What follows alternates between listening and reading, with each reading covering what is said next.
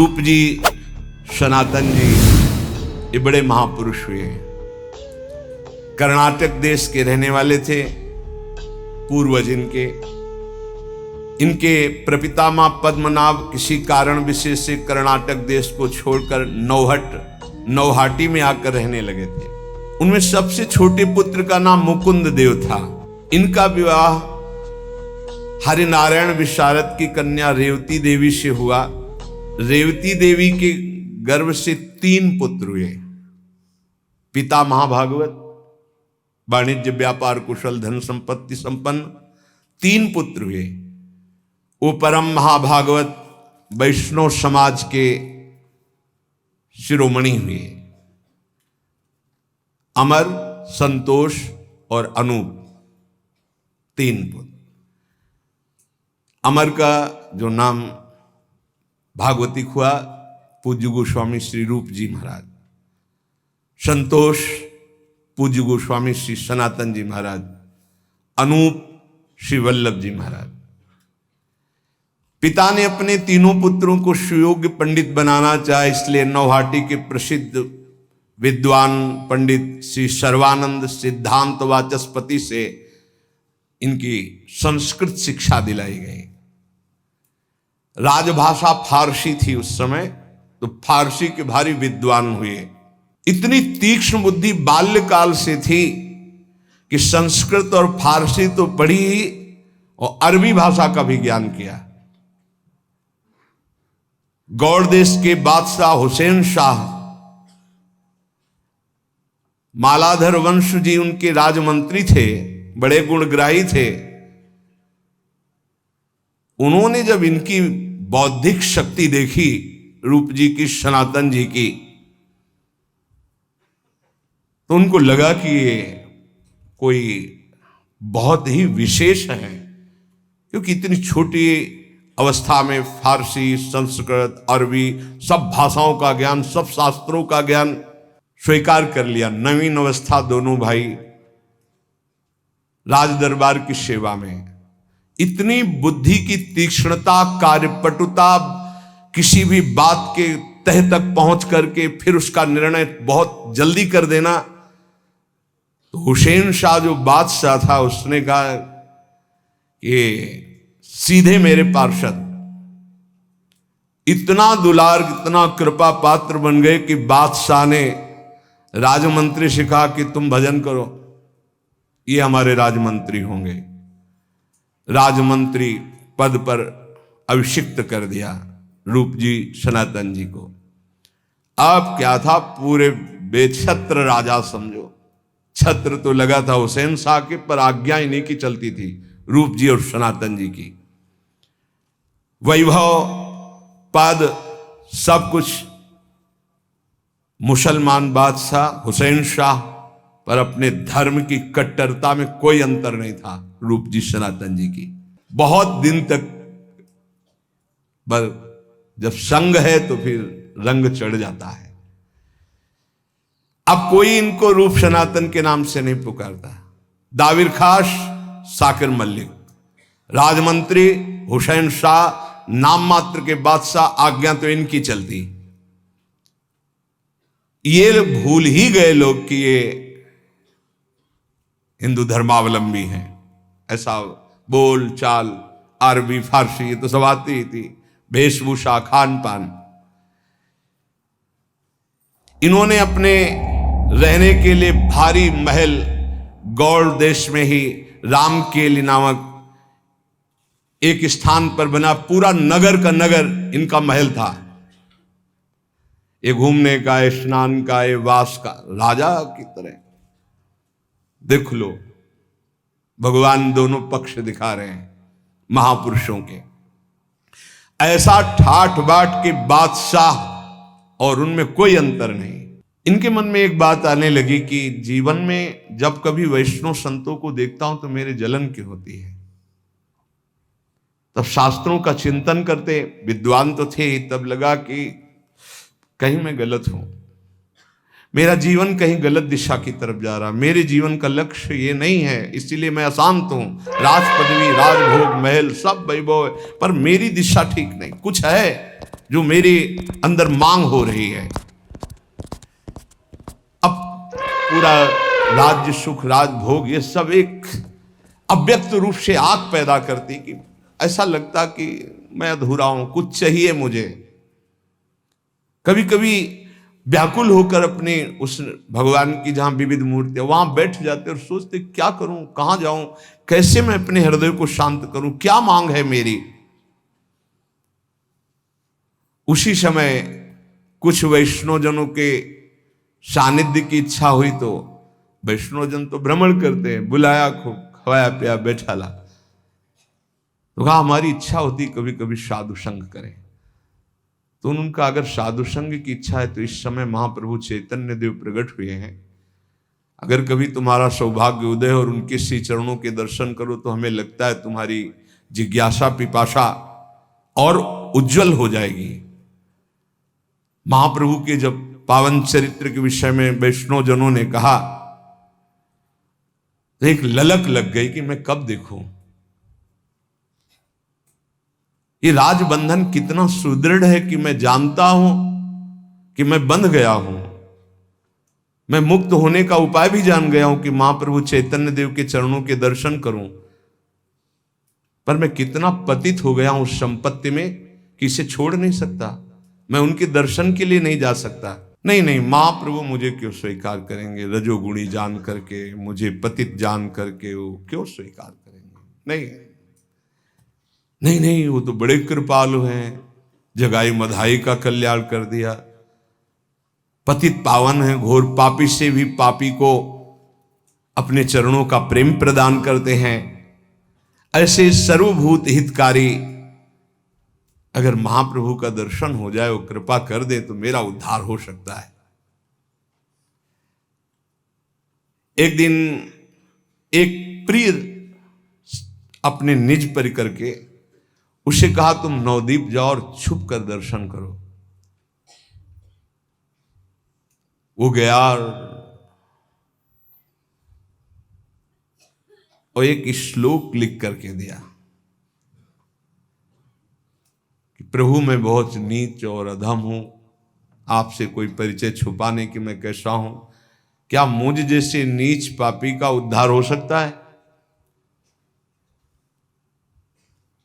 महाप्रभु ने जैसे परपुरुष से संबंध रखने वाली व्यभिचारिणी स्त्री बाहर से घर के कार्यों में व्यस्त रहकर भी भीतर भीतर नूतन उस परपुरुष के संगम का चिंतन करती रहती है, इसी प्रकार तुम दोनों सांसारिक राजकार्य में रहते हुए भी हृदय से हृदय बिहारी श्री कृष्ण का चिंतन प्रारंभ करो। महाप्रभु ने उस दूत के हाथ से भेज दिया।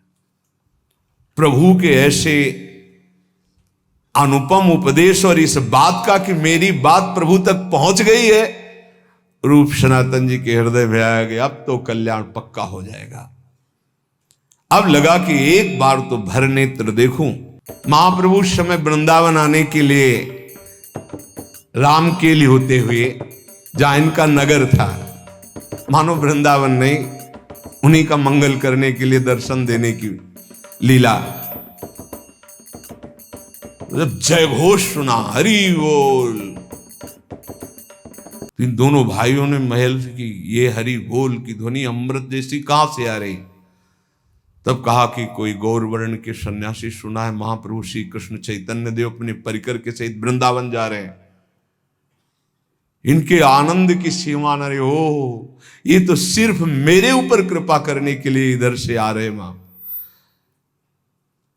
अगर मैं सबके सामने जाता हूं विराजमान, ये पद बड़ा, जब सब लोग सो गए, सन्नाटा छा गया, आधी रात का समय हुआ, तब वेश बदला अपना और अत्यंत दीन होकर दांत में तिनका दबाकर, ये पश्चाताप का प्रतीक होता है। दांत में जैसे तिनका दबाकर ऐसे जाना, वो पश्चाताप का प्रतीक होता है, सर्वस्व समर्पण का प्रतीक होता है, हारा हुआ प्रतीत होता है। महाप्रभु के निवास स्थान पर वहां तो सब कीर्तन करके सोए हुए थे। सबसे पहले नित्यानंद जी की दृष्टि पड़ी। ठाकुर हरिदास जी को जगाया, देखो ये कौन ऐसे आ रहे हैं। तो आके उन्होंने साष्टांग प्रणाम किया और परिचय दिया। नित्यानंद जी बहुत प्रसन्न हुए, बोले बहुत दिनों से इंतजार था, आज आए हो प्यारे। तो ऐसे मिले जैसे बहुत पूर्व परिचय के हो नित्यानंद महाप्रभु, और कहा बैठ जाओ ही।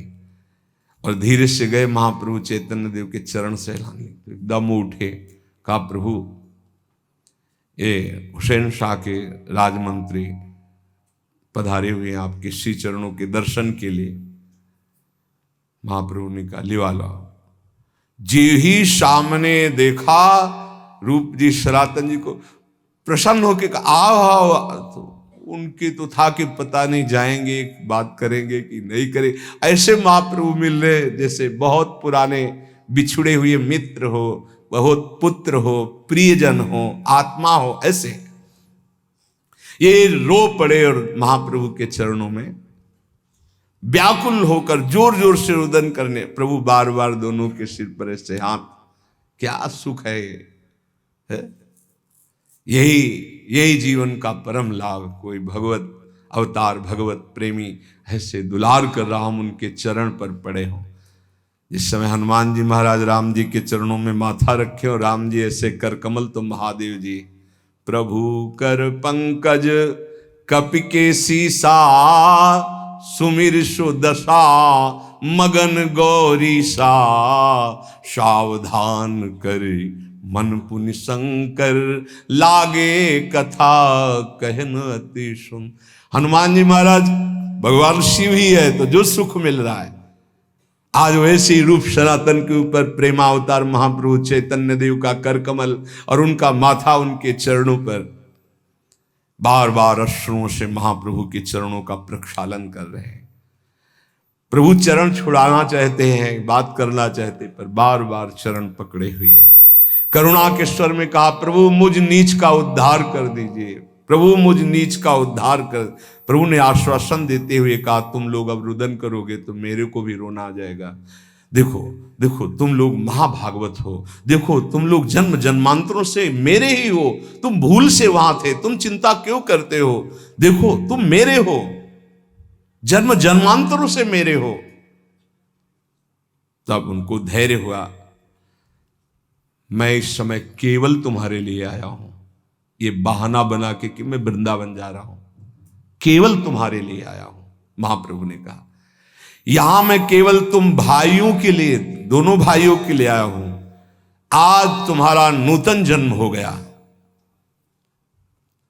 अब इन मुसलमानों के द्वारा दी हुई नाम का त्याग करो। आज से मैं तुम्हारा नाम रखता हूं सनातन बड़े, और तुम्हारा नाम रखता हूं रूप। प्रतिष्ठा, परिवार, धन, बादशाह का दुलार, इससे घृणा पैदा हो गई रूप जी को। जिनके साथ बैठकर खाते थे उनको देखना भी पसंद नहीं। अब तो मन मधुप वृंदावन वृंदावन वृंदावन चिल्लाने लगा। यह आकर्षण होता है। जिस पद प्रतिष्ठा के लिए पूरा जीवन संसारी लोग लगा देते हैं, वो राजमंत्री पद का घोर बंधन उन्होंने तोड़ दिया हृदय से। आप कुछ भी हो, धन संपत्ति को कुछ थोड़ा सा नाव में लादा, 10-20 नौकरों को साथ करके और कहा ये जन्मभूमि फतेहाबाद पहुंचा दो। और जो अपना जितना महल संपत्ति जो भी था सब नगर वासियों को बुलाया, ब्राह्मणों को, गरीब जनों को, सबको सब बांट दे। आभूषण संपत्ति, कितना वैभव होगा, राजमंत्री थे। कुछ परिवार के लिए भेज दिया था जो नाव में, और 10,000 रुपए, उस समय स्वर्ण मुद्रा चलती, एक मोदी की दुकान पर जमा किया था और कहा था कि जब कभी आवश्यकता होगी तो ये वापस ले लिए जाएंगे, आप इनको सुरक्षित। तो सब उनका सम्मान करते थे। सनातन जी की तो दशा ही विचित्र थी, वो एकदम राजकाज में असमर्थ हो गए थे। बादशाह को एक पत्र भेजा कि मैं बहुत बीमार हूं, असमर्थ हूं, मैं छुट्टी चाहता हूं, अवकाश चाहता हूं। बादशाह ने सुना कि सनातन जी बीमार हैं, दरबार के सबसे बड़े हकीम को साथ लिया और पास बैठा कर बुलाया, कहा जैसे तुम हमारा इलाज करते हो ऐसे जाओ और मुझे शीघ्र सूचना दो कि मेरे प्रधानमंत्री को क्या बीमारी है। हो गए, देखा शांत मुद्रा में बैठे श्री कृष्ण नाम जप कर। कहा श्रीमान आपको तो कोई रोग ही नहीं, ना तो चेहरा बता रहा है ना आपका, नाड़ी दिखाइए। नाड़ी पकड़, बोले आप पूर्ण स्वस्थ हैं, आपका शरीर में तो कोई रोग नहीं है। तुम बावरे हो, तुम क्या जान पाओगे मुझे कौन सा रोग है, मैं बीमार हूं। बोले प्रभु मैंने ऐसा रोग ही नहीं देखा, कोई भी उनके अंदर रोग नहीं, वो आराम से बैठे हुए हैं, मुस्कुरा रहे हैं। बादशाह बबूला हो गया, वैद्य से कहा हमारे साथ चलो। वहां गए, वास स्थान पर देखा सनातन जी बैठे और श्री कृष्ण कथा दसम स्कंद की सुना रहा है कोई विद्वान ब्राह्मण। वो आंख मूंदे बैठे कृष्ण कथा में लीन है। बादशाह को देखा, खड़े हो गए, सलाम किया, आसन ग्रहण किया बादशाह ने। आप नीचे बैठे। थोड़ा बादशाह शांत होते, बनावटी प्रसन्नता, आपको क्या कष्ट है? मल्लिक महाशय, वैद्य ने तो कहा कोई बीमारी नहीं। श्रीमान कुछ अंदर की परेशानी, वो मैं आपको नहीं बता सकता, वो आंतरिक तबीयत खराब है जिसको ये वैद्य नहीं जान सकते हैं। मुझे जी नहीं लग रहा आप कोई काम करने में। बादशाह ने कहा कैसी बात करते हो, मेरे से छुपाव कर रहे हो कि कोई आंतरिक परेशानी? आज तक मेरा आंतरिक कोई विषय आपसे छुपा रहा, आप क्यों छुपा रहे हैं? और आप कह रहे हैं काम में मन नहीं लग रहा, तुम्हारे ऊपर पूरा भरोसा है और तुम्हारे ही विधान से सब कार्य होते हैं। नहीं नहीं, ये तुम्हारा प्रमाद है, कोई बीमारी नहीं है। सनातन जी ने कहा नहीं नहीं, प्रमाद नहीं है, ये हृदय की बात कह रहा हूं, मैं अंदर से बीमार हूं। बादशाह ने कड़क कर कहा तुम जानते हो किससे बात कर रहे हो? हम बार बार कह रहे हैं, हकीम कह रहा है आप बीमार नहीं, फिर भी आप कह रहे हो बीमार हो। जानते हो इसकी सजा क्या हो सकती है? तुम दोनों भाइयों पर इतना विश्वास रखता हूं और तुम ऐसे बोल रहे हो, विश्वासघात करना चाहते हो। सुना है, मुझे एक एक सीआईडी के द्वारा पता है, तुम्हारे एक भाई ने कुछ संपत्ति फतेहाबाद भेज दी और वो बीमारी का बहाना बनाकर भाग गए। धोखेबाजी का क्या रहस्य हो सकता है आप लोगों की? और तुम यहां बीमारी की बात करके राजकाज से। बड़ा नम्र पूर्वक सनातन जी ने हाथ जोड़कर कहा, लेकिन निर्भीक, श्रीमान आप जो समझे, मैं सदैव आपकी हित की कहता रहा हूं, आज तक कभी छल कपट विश्वासघात नहीं किया, पर मैं अब आपसे निवेदन चाहता हूं कि मैं अब कार्य नहीं कर पाऊंगा। लाल लाल आंख करते बादशाह ने कहा क्यों नहीं कार्य कर सकते? फिर नम्रता से उत्तर, श्रीमान मेरा मन नहीं लगता। क्यों नहीं लगता मन? क्या चाहिए तुम्हें? मुझे श्री कृष्ण चाहिए। खुल के बोला, मुझे श्री कृष्ण चाहिए, अब ये नहीं चाहिए पद प्रतिष्ठा। बादशाह ने झुंझलाकर कहा कि क्यों ये राजकाज तुम्हें क्यों काटने लगा, क्यों ये वैभव काटने लगा? सनातन जी ने कहा मैंने निवेदन कर दिया,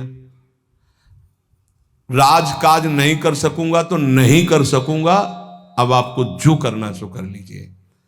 सनातन जी का ऐसा उत्तर सुनते ही अपने प्रधान अंगरक्षकों के साथ गए हुए थे, उन्होंने कहा मेरी आज्ञा पर प्राण देने वाले तुम ऐसा उत्तर दे रहे हो?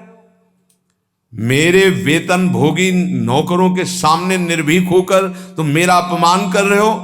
देखो मैं क्रोध नहीं करना चाहता, अगर क्रोध किया तो तुम समझ नहीं सकते हो मैं तुम्हें कितना दंड दे सकता हूं।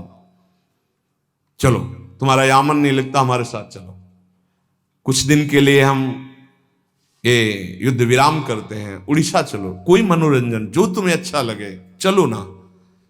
सनातन जी ने कहा श्रीमान मुझे किसी काम से चिढ़ नहीं है, मुझे संसार से ही चिढ़ है, ना मुझे कोई मनोरंजन करना है, ना आपका साथ, ना आपका राजपद। सोच समझ कर उत्तर दो, तुम एक बादशाह से बात कर। सनातन जी ने कहा श्रीमान मैंने कोई नशा नहीं पी रखा, मैं खूब होश में बात कर रहा हूं। मुझे पता है कि गौड़ देश के एकमात्र स्वतंत्र शासक बंगाल के अधीश्वर से बात कर रहा हूं, जिसके हुक्म पर अभी गर्दन काट दी जाएगी।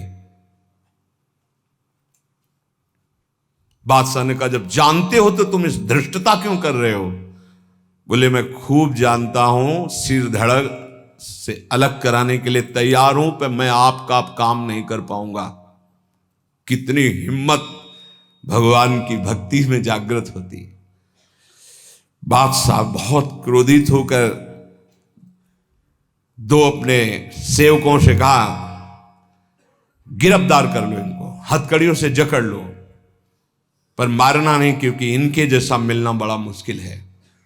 महीने 2 महीने जेल की हवा खाएंगे, कष्ट सहेंगे तो इनका दिमाग सही हो जाएगा। अभी राजमंत्री का सुख भोगते रहे। सनातन जी मुस्कुरा दिए। बन गई बात धीरे धीरे। अब निकाला जा रहा है इस संसार दलदल से। तत्काल उनको हथकड़ी लगाकर जेल के अंदर किया गया। हथकड़ी हटा दी गई, जेल में बंद। बादशाह युद्ध चल रहा था तो उड़ीसा प्रांत की तरफ। अब रूप जी को जब उनके भी गुप्तचर लगे थे, सूचना मिली कि सनातन जी को बंदी बना लिया गया है। अपने छोटे भाई अनूप जी, श्री वल्लभ जी को लेकर प्रभु की खोज में वृंदावन की ओर चल पड़े और एक दूत से पत्र भेजा कि मैं चैतन्य देव की खोज में जा रहा हूं। मेरा मन मधुप चैतन्य चरणारविंद के मकरंद का पान करने के लिए उन्मत्त हो चुका है। मैं एक क्षण भी अब संसार के लायक नहीं रह गया हूं। जहां मेरे चैतन्य देव हैं वहां जाकर मैं उनकी शरण में होऊंगा। आप किसी बात की चिंता न करें, महाप्रभु आपका मंगल करेंगे। यदि आपको कारागार से मुक्त होने के लिए 10,000 स्वर्ण मुद्राएं मोदी के यहां जमा है, प्रयोग में आवे तो कर लेना। रूप जी ने पत्र में भिजवा दिया। अच्छा, सब कोई जानता था राजमंत्री, इसलिए बड़ी अदब के साथ जेल में, तो पत्र भी उनके पास पहुंच गया। उधर रूप जी और अनूप जी प्रभु की खोज करते हुए काशी होते हुए जब सुना कि प्रतिष्ठानपुरी प्रयाग झूसी में, तो वहां पहुंचे तो देखा कि हजारों की भीड़ में महाप्रभु चैतन्य देव हरि बोल कीर्तन की धूम मची। प्रेम विभोर महाप्रभु जी बिंदु माधव जी के दर्शन करने के लिए जा रहे थे। भीड़ के साथ साथ नृत्य करते हुए पीछे पीछे रूप जी और वल्लभ जी। श्री बिंदु माधव जी के दर्शन करके जब महाप्रभु लौटे तो एक दक्षिणी ब्राह्मण ने महाप्रभु का निमंत्रण किया था। प्राप्त महाप्रभु भिक्षा के लिए गए तो भीड़ हटी। जब भीड़ हटी, प्रभु उनके घर गए तो पीछे पीछे रूप जी और अनूप जी थे, वल्लभ जी, उनके दरवाजे पे गए। महाप्रभु को आसन पे बैठाया गया था। वो महाप्रभु बैठ करके पता नहीं एक अव्यक्त खिंचाव के बस बार बार देख रहे थे। कोई मुझे पुकार रहा है, मानो ये हृदय का आकर्षण होता है। देख रहे थे, बाट जो रहे थे, कोई आ रहा है, कोई मिलना चाहता है। महाप्रभु खड़े हो गए। उस ब्राह्मण से कहा कि अभी नहीं, प्रसाद तो पाएंगे, पर कोई मिलना चाह रहा है। और दरवाजे के बाहर निकले तो देखा रूप जी और अनूप जी। चरणों में गिर गए रूप जी। महाप्रभु ने बलपूर्वक छाती से लगाकर आ गए संसार समुद्र से पार होकर, हृदय से लगाया, दुलार कर रहे। बैठकर रोने लगे, प्रभु मैं तो नहीं निकल सकता था, आपने निकाल लिया। प्रभु ने पूछा ये अनूप जी के लिए, तो उन्होंने कहा ये छोटे भाई हैं सनातन, वो कारावास की कोठरी में बंद है।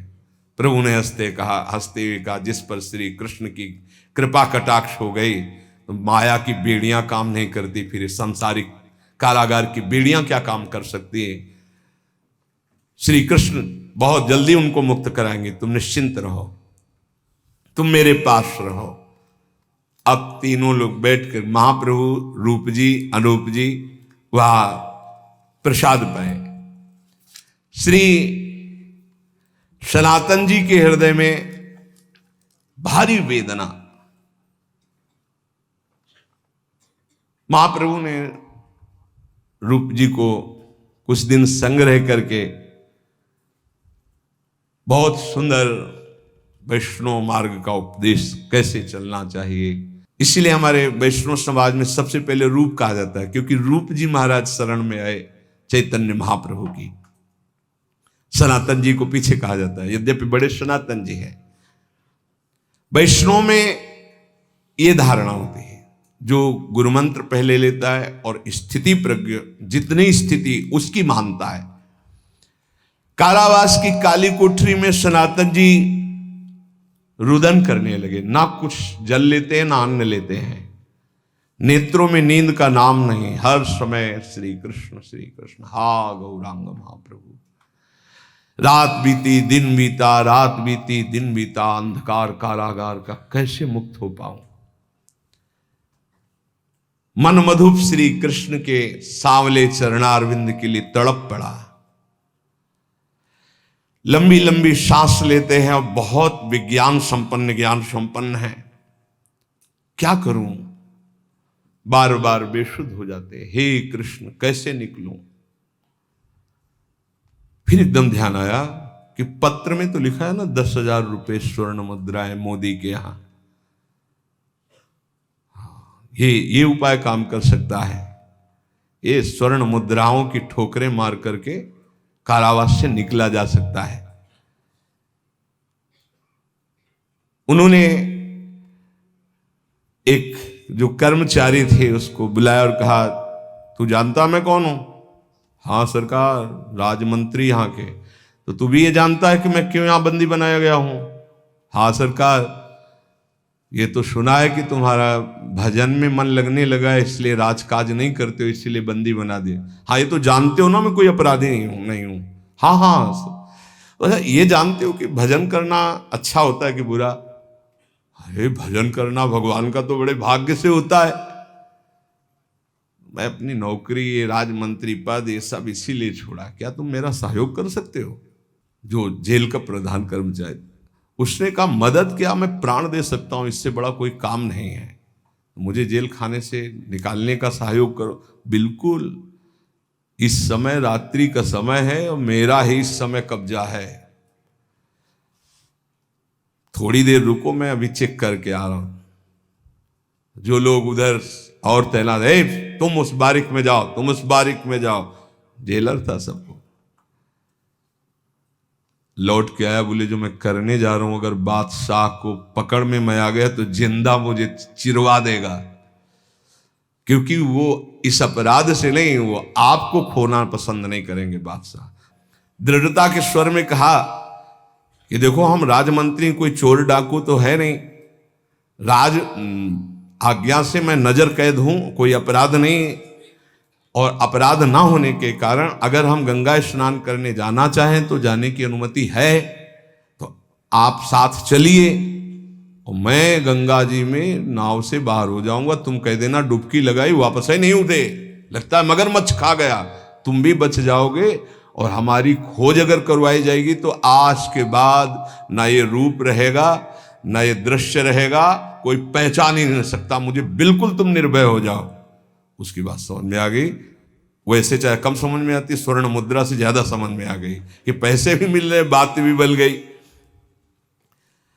अब अंधकार की रात्रि है, सब पहरेदार इधर उधर कर दिए गए थे। जेलर भरी आवाज से सावधान बोलता हुआ धीरे से पीछे से उनको निकालते हुए आए। वो महाप्रभु का चिंतन करते हुए कि वाह प्रभु वाह, एक बार निकले दोबारा फंदे में नहीं आएंगे।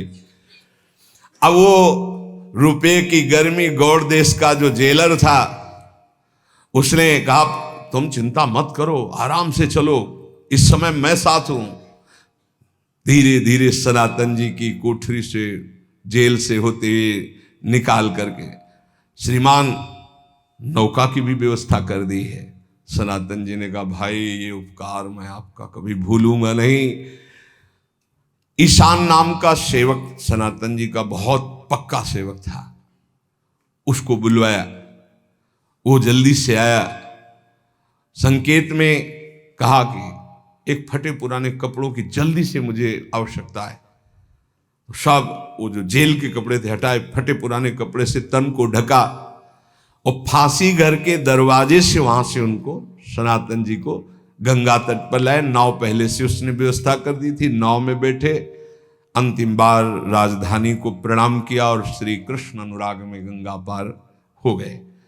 सनातन जी ने जब नाव पर बैठे तो जेल के दरोगा को कहा, श्री कृष्ण कृपा तुम्हारा उद्धार ही कर देगी, इस बात से कभी नहीं डरना, तुम्हें कोई दंड नहीं मिलेगा और ये अर्थ कुल परंपरागत बढ़ता रहेगा, क्योंकि मुझे श्री कृष्ण की तरफ बढ़ने में तुमने सहयोग किया। जाओ निश्चिंत हो, तुम भी भाग जाना, क्योंकि अब तो फंस जाएगा अगर कभी।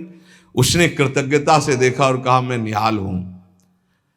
जेलर ने प्रणाम किया, वापस आया।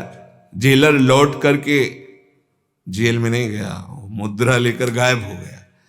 सनातन जी राजपद को छोड़ करके झारखंड के रास्ते से जहां काटे ऐसे मार्गों से कि कहीं किसी को पता न चले, पर उत्साह है श्री कृष्ण मिलन का, तो ना कांटा गड़ रहा है न पत्थर कंकड़ कुछ लग रहा है, बस बार बार रुदन करते, हा कृष्ण चैतन्य, हा गौरांग महाप्रभु, कैसे मिलोगे। अब वो जो ईशान नाम का सेवक था वो तो बहुत ही घायल हो चुका था, कांटे कंकड़ पत्थर। पहाड़ के उस पार एक डाकुओं का सरदार रहता था, उसके पास ज्योतिषी था। वो ज्योतिषी गणित करके बताता था कि अब इस समय जो पथिकारा उसके पास इतना धन है, लूट लिया जाए, और वो लूट के मार देता था। स्वामी भक्त ईशान ने बिना सनातन जी को बताए 8 मोहरें स्वर्ण की फटी गुदड़ी में छुपा रखा था। ज्योतिषी ने बता दिया कि ये जो अब आ रहे हैं इनके पास 8 स्वर्ण मुद्राएं हैं, वो मार डालता था। तुम मोहरों का नाम सुनते ही सरदार तैयार हो गया अस्त्र शस्त्र लेकर के। अब सनातन जी जब उधर आए, सरदार नजदीक गया, देखा सनातन जी के रौब को देखकर, क्योंकि राजमंत्री थे, उसने कहा आपको रास्ता नहीं मालूम होगा, मैं आपको पल्ली पार पहुंचा दूं पहाड़ के, तुमका देख लीजिए। सनातन जी बहुत ही प्रवीण थे, तो उन्होंने उसकी तरफ दृष्टि मिलाई और कहा, अच्छा ये विनम्र क्यों हो रहा है, मुझे समझ में आ गया। ईशान से कहा, क्यों तुम्हारे पास कुछ है क्या? तो उन्होंने कहा कि हाँ साहब, ये कुछ 8 स्वर्ण मुद्राएं चुरा लाया था अपने घर से, आपको इसलिए नहीं बताया कि आपके खर्चा में आएगी। तो उन्होंने कहा ये इसीलिए, देख स्वर्ण मुद्राएं दी, ये लीजिए। अपनी भागवतिक दृष्टि से देखते हुए सनातन जी ने कहा, आपको यही चाहिए था ना, आप ये लीजिए और जाइए। तो उसने कहा अभी 7 मुद्राएं दी, एक और छुपाए हैं। तो कहा ये क्यों छुपा लिया? ईशान से कहा, बोले आप कई दिन से भूखे हैं, कुछ खरीद कर आपको पवा देंगे ना। नहीं, इसको दो। और सरदार ने जब, अब तो उन्होंने कहा तुम्हें पता है मैं कौन हूं? राजमंत्री, पूरे तुम्हारे समुदाय को नष्ट करवा दूंगा अगर अभी आदेश किया तो। नहीं साहब, आप जा सकते हैं, भगवान का बल काम करता है। सरदार ने 4 आदमी साथ दे दिए कि ये इनके पीछे पीछे जाओ और जंगल से बाहर जो रास्ता है वहां तक पहुंचा के आओ। अब वहां से जंगल का रास्ता तो देखो, जो मारने वाले थे वही पार करने वाले बने, पार करवा दिए। सनातन जी आगे रास्ते से, उनको परिचय था, तो हाजीपुर रात्रि में ही अपने बहनोई श्रीकांत के घर गए। ऐसे फटे पुराने कपड़े, पैरों की ये हालत, खाना पीना कुछ नहीं, क्या भगवत मार्ग के पथिकों का जीवन हो। श्रीकांत जी ने देखा इतना कष्ट, उन्होंने कहा मैं रुकूंगा नहीं, केवल आपको मिला क्योंकि पास ही थे, तो उनका थोड़ा द्रव्य ले लीजिए, आपकी यात्रा में काम आएगा। तो उनका द्रव्य तो नहीं ले सकता।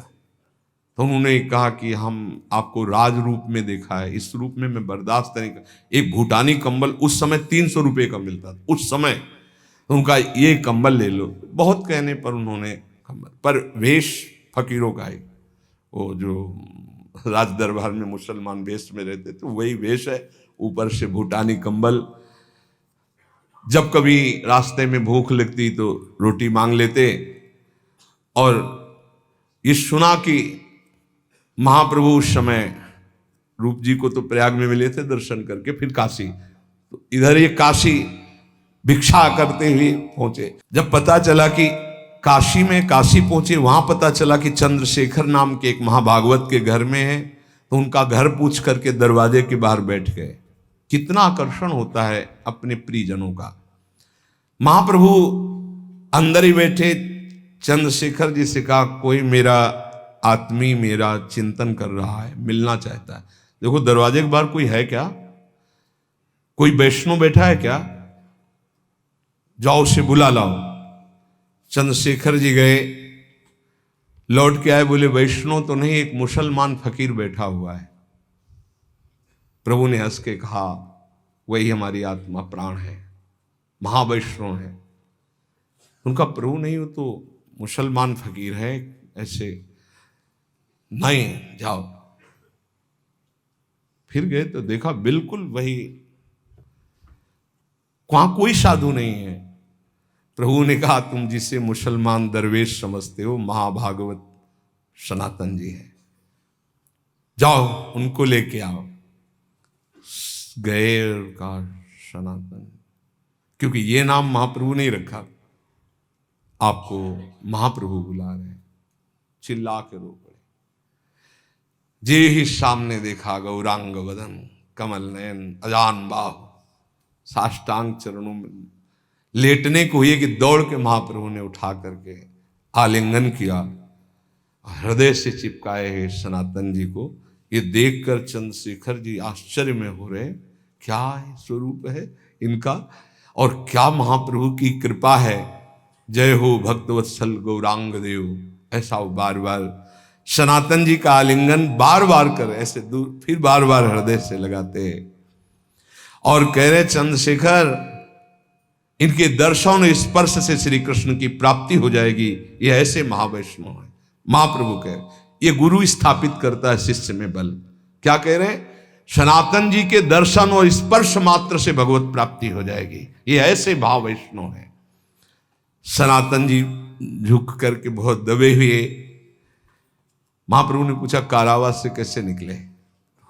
कहा प्रभु आपके सब विधान ने कार्य बना दिया, बताया, और सिर नीचा किए बैठे रहे। प्रभु ये तो आप पूछ रहे हैं तो आपकी कृपा ने। महाप्रभु बार बार ऐसे भूटानी कंबल की तरफ देख रहे थे, मानो चुभ रहा था महाप्रभु को कि इतने बड़े त्याग में कलंक कैसा। शरणापन्न भक्त को वैराग्य की कसौटी पर कसा जाता है। जितना वैराग्य होगा उतने जोर का श्री कृष्ण अनुराग प्रकट होगा। महाप्रभु अनुराग की मूर्ति है और बिना वैराग्य के अनुराग टिकता नहीं है। सचमुच जितने बड़े भोगी थे पहले, उतने ही बड़े वैरागी ये दोनों महापुरुष बने। सनातन जी बार बार प्रभु की तरफ देख रहे हैं कि प्रभु देख क्या रहे मेरी तरफ।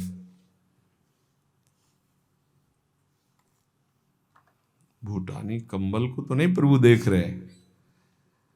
बोले प्रभु बस अभी गया अभी आया।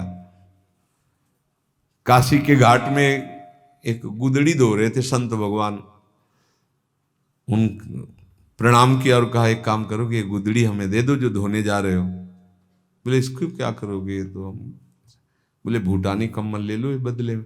अरे बोले दे दो कंबल का, कंबल भूटानी दिया और गुदड़ी ओढ़ करके जब महाप्रभु के पास आए प्रणाम किया, तब महाप्रभु ने देखा फटी पुरानी गुदड़ी। तब महाप्रभु ने कहा यही सनातन, यही है। वैरागी पुरुष को वैराग्य प्रधान जीवन रखना चाहिए। चलो इनका मुंडन करवाओ जो वेशभूषा थी, और इनको वैष्णव तिलक लगाओ, और गंगा स्नान करके आज से तुम्हारा जीवन वैराग्यमय जीवन, आजीवन वैराग्य। वृंदावन ऐसे रहे मनोचिन्ह। श्री राधा वल्लभ लाल की।